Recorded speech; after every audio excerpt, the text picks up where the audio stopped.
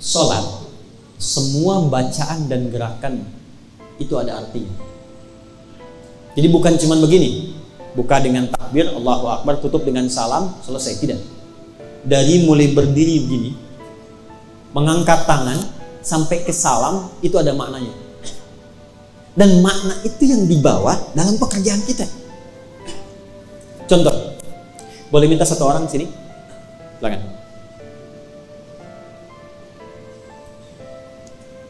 Silahkan berdiri. Berdiri posisi sholat. Ya, gak apa-apa, sementara menghadap ke sana ya. Sudah?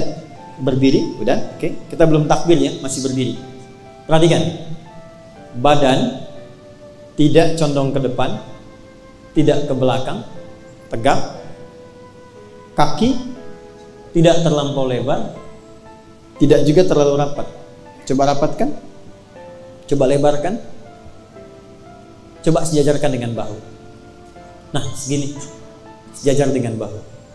Pelan-pelan ya, tegak, tidak terlampau lebar, tidak terlampau rapat, sejajar dengan bahu. Ini baru berdiri menghadap ke kiblat, dan ini ada artinya.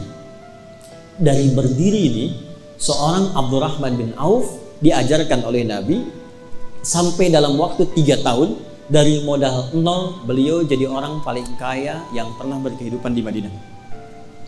Saya cepat saja. Tegak ini maksudnya apa? Saya kisahkan sebentar ya, supaya kita bisa paham dengan baik. Silahkan izin dulu sementara, duduk dulu. Abdurrahman bin Auf, sahabat Nabi, itu pernah kaya raya di Mekah. Masuk Islam, ada ujian, diambil kekayaannya, dirampas oleh masyarakat yang belum kenal Islam pada saat itu. Lalu dikatakan pada beliau, silahkan ikut hijrah dengan Muhammad ke Madinah. Tapi nggak boleh bawa apapun, pakaiannya aja. Untuk memberikan kesan bahwa, nih, kalau masuk Islam akan kehilangan potensi kekayaan dan capek, dan belum tentu sampai di sana dalam keadaan hidup. Harta diambil. Yang jadi masalah, keluarganya. Maka dikatakan kepada istri dan keluarganya, kalau ingin ikut suami, silahkan ikut, cuman bawa pakaian, pergi ke Madinah, jarak kurang lebih 400 km.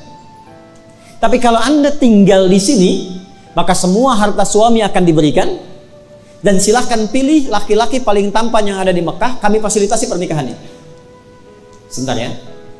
Kalau ibu-ibu yang sekarang atau yang perempuan diberikan pilihan dalam posisi seperti istrinya Abdurrahman bin Auf, ikut suami kehilangan harta dan jalan dengan pakaian, belum tentu selamat, atau tinggal di Mekah mewarisi semua kekayaan suami dan boleh pilih laki-laki tertampan yang ada di Mekah. Pilih mana? Ikut atau tinggal?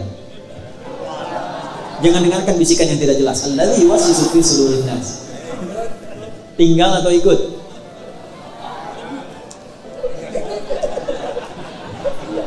Oke. Maaf ya. Ternyata beliau memilih tinggal di Mekah. Tidak ikut. Tidak ikut. Maka apa yang terjadi? Abdurrahman bin Auf berangkat. Tiba di Yathrib, di Madinah, disambut oleh orang paling kaya di Madinah. Itulah Ansar. Jadi Ansar itu maksudnya menolong sesuai dengan batas kemampuan, sesuai dengan sifat yang ditolong. Jadi kalau dia haus, disambut oleh orang yang bawa minuman. Dia lapar, disambut oleh orang bawa makanan. Ini orang pernah kaya, jatuh fakir, maka disambut oleh orang paling kaya lagi di Madinah. Karena diduga khawatir jatuh fakir, kehilangan kebiasaannya, lantas ada stres dalam dirinya. Ya, kan rumusnya begitu kan di fisika? F1 sama dengan F2 kan? Gaya gerak sama dengan gaya dorong. Apa yang masuk itu yang keluar kan? Ya, kalau yang masuk bagus, salarinya bagus, cukup, mobilnya enak, keluarnya kan gaya. Ya kan? Kalau masih kurang, keluarnya nunduk, tawadu, kemudian sedekah gitu kan? Ya kan? Tapi kalau semakin tinggi, gayanya tinggi, persamaannya kan hukum Pascalnya F berbanding lurus dengan P kan? Ya kan? Gaya berbanding lurus dengan tekanan kan? Ya kan? Semakin banyak gaya semakin tertekan kan? Ya. Nah, ini khawatir kan? Kekayaan yang tinggi, gayanya tinggi, jatuh fakir, gaya belum hilang. Maka apa kata orang kaya ini? Akhil karim, khudnis tanari. Saudaraku, saya pernah dengar, sami'tu annaka kunta ghaniyan. Saya pernah dengar Anda pernah kaya. Kalau ingin kaya lagi, ambil setengah harta saya. Saya dengar Anda ditinggalkan oleh istri dan keluargamu. Kalau ingin menikah lagi, silahkan pilih perempuan paling cantik di Madinah. Walaupun itu bagian dari keluargaku, aku fasilitasi. Gantian ya. Kalau Anda dalam posisi itu, mau kaya, ambil setengah hartanya. Dan pilih perempuan paling cantik walaupun bagian dari keluarganya, nikah difasilitasi. Saya tanya, Anda terima atau tidak ditolak sama sekali? Saya tawarin ditolak percuma Bu, saya tahu pilihannya itu.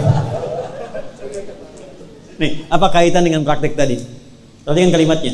Jazakallahu khaira. Bahasa kita, terima kasih semoga Allah berikan pahala. Arini ainal aswaq. Cukup tunjukkan kepadaku di mana pusat bisnisnya, di mana pasarnya. Karena beliau diajarkan oleh Nabi setahun sebelum hijrah. Kalau engkau masih mampu berdiri menegakkan dirimu, jangan gantungkan hidupmu pada orang lain. Optimalkan kemampuanmu. Pakai ilmumu. Tawakal kepada Allah. Nih gabungan dari 3 itu. Tegakkan diri kita. Optimalkan tenaga kita. Pakai ilmumu. Tawakal kepada Allah. Maka mulai jadi penyalur kambing. Berangkat. Disalurkan, modalnya dikembangkan lagi. Setahun punya 10.000 kambing.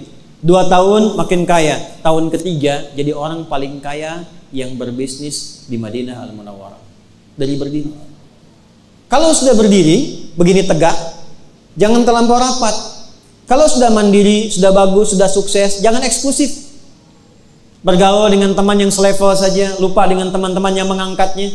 Lihat teman-teman di divisi Anda sebelumnya, barangkali dia perlu dibantu, barangkali dia perlu dikatrol, barangkali dia perlu dibimbing. Tapi juga jangan terlalu royal. Ya, baru dapat dengar promosi jabatan, belum diangkat, sudah sebar kartu nama. Ternyata besoknya tertukar. Nih, tegak. Ini belum takbir. Maka tolong jaga sholat. Tapi saat yang bersamaan, pelajari, saya ulangi, pelajari makna dan bacaannya. Karena isyarat dari Al-Quran, ada orang yang sholat tapi tidak mengerti apa yang dibaca dan dilakukan dalam sholatnya.